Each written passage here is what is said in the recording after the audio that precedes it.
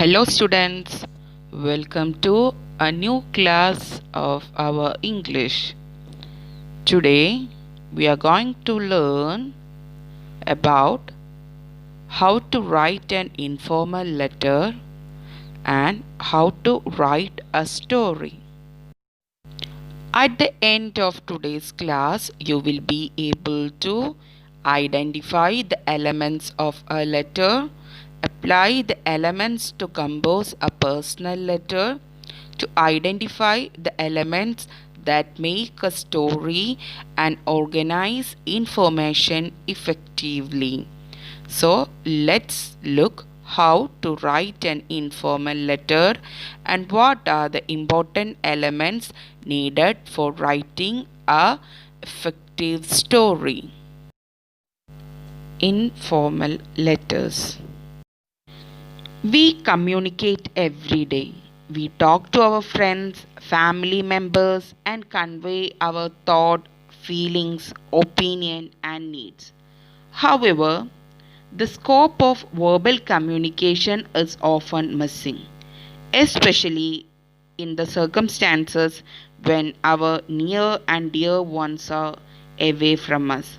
On such occasion, letters help us to communicate with others. Even in this era of technology, where everything is just a click away, we cannot do away with letters. This is because letters are also useful of an official medium of communication for requests or complaints.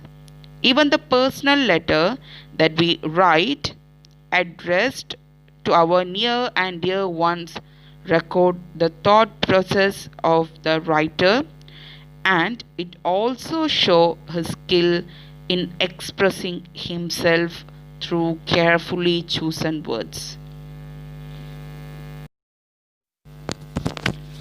Letters are mainly of two types. First one is a formal letter. Formal letters are those we write to people whom we have a formal relationships. For example, when you are writing a letter to your principal or the authority of a school, headmistress, for your class teacher, all these are called formal letter because we are writing this letter for some reasons. We are not writing this for personal chat or for a friendship bond. So this type of letter are called formal letters. What is an informal letter? These are the letters we write to our relatives or friends with whom we share a personal bonding. If you are writing a letter to your friend or dear ones with whom we are sharing a personal relationship, this is called informal letter. Why do we write an informal letter and what are the important elements of an informal letter? These all things we are going to learn today. So my dear students, listen very carefully. Before moving to informal letter, let's have a look what are the main difference between a formal and informal letter. Here, informal letter is usage like we can every day, it's casual. We can write the letter in a relaxed way. We can write this letter to family and friends by social media. We can write these letters. No strict rules, don't care much about applying grammar rules here. But see, what about formal letter? Academical settings, we are using formal letter for academical settings, for writing a report, for writing essays, business settings, letters, email and report. Here, formal letter must follow a strict grammar rule, and we cannot be casual. We cannot write it in a relaxed way, and we are not writing it for friends and family. Formal letter should be very confidential, so we cannot publish it through social media or anything. That's the main difference between formal and informal letter. An informal letter or a friendly letter have five parts. Mainly, they got five parts. First one, the heading. Next, the salutation or greetings, the body of the letter, the closing, and last but not least, the signature. Let's see what all this means. We can take each and every thing and we can go through it clearly. The heading is important. The heading can include your address, date. In casual letter or friendly letters, your address is not necessary, but you can write then your name, the date, and from where you are writing it. So you can write heading on the topmost side of a letter, left side of a letter. You can write your address, date, everything should be given there. After writing the heading, next a salutation. What do you mean by salutation?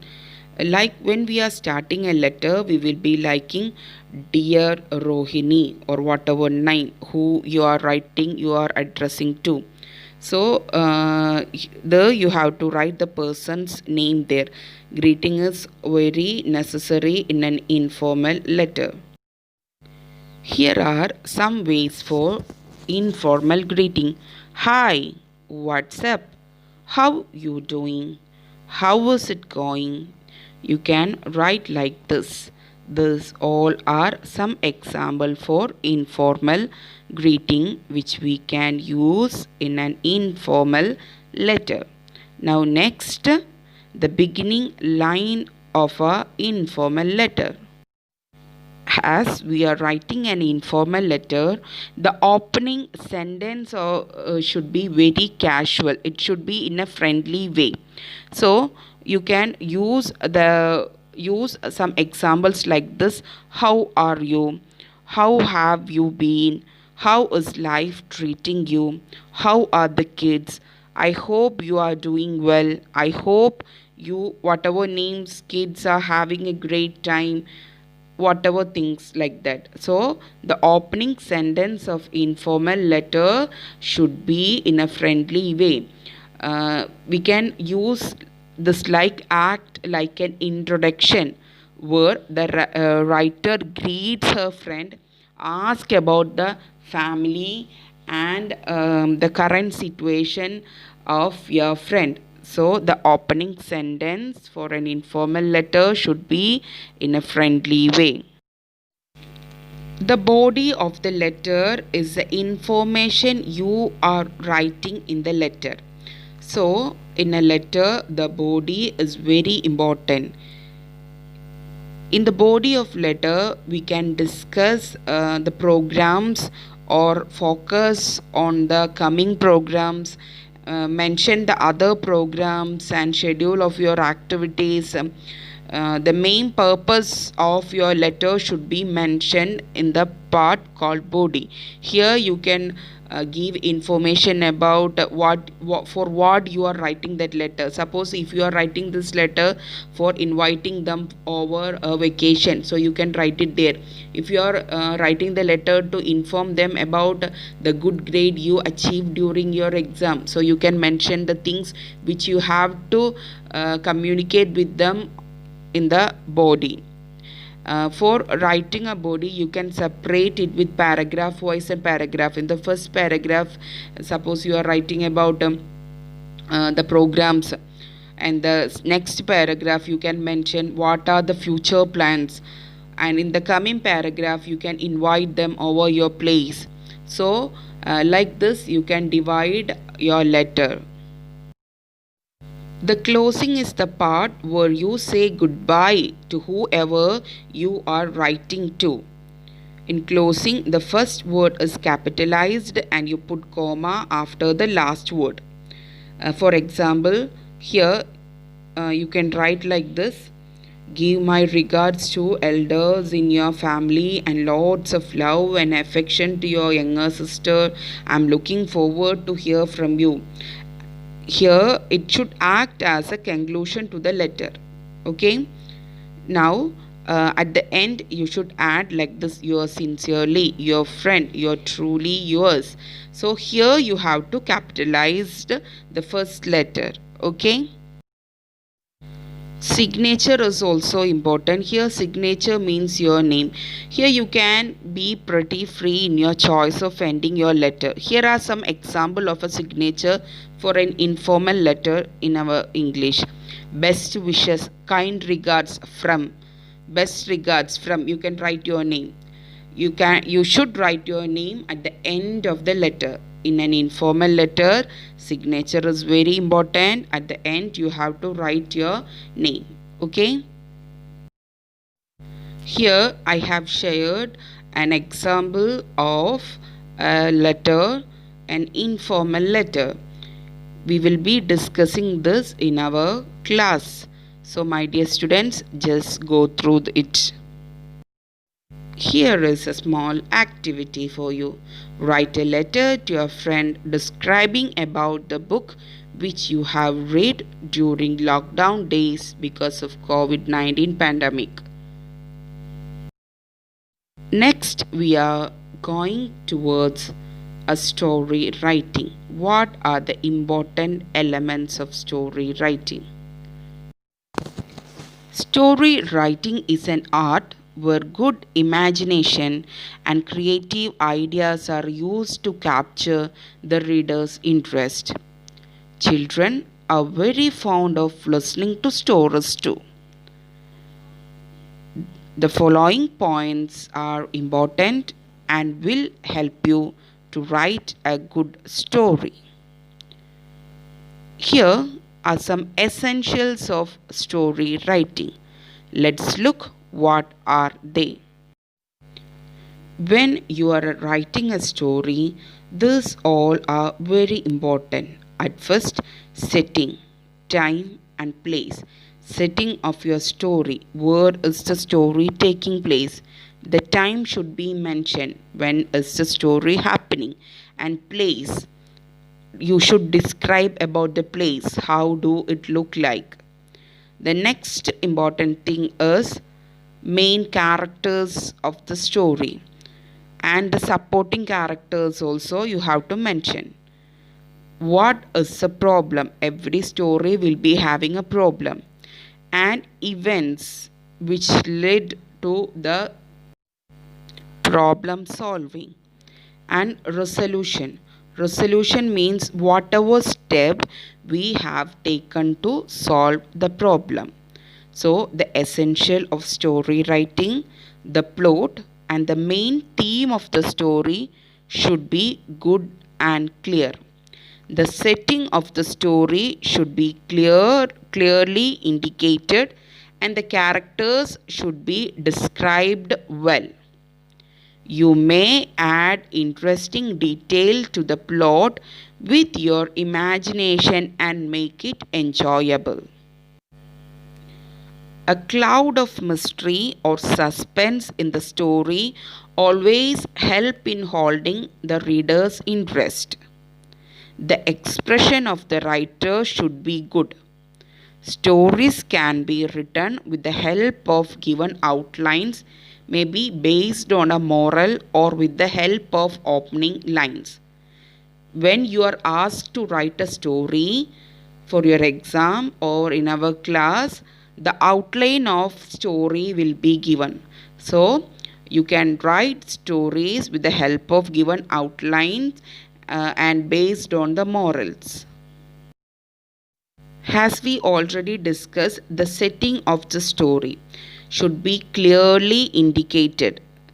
Here the setting, how it sound like, how it look like, time it is long ago in the morning. Here how it look like gigantic buildings, brick walls, wooden doors. How it sound like quiet.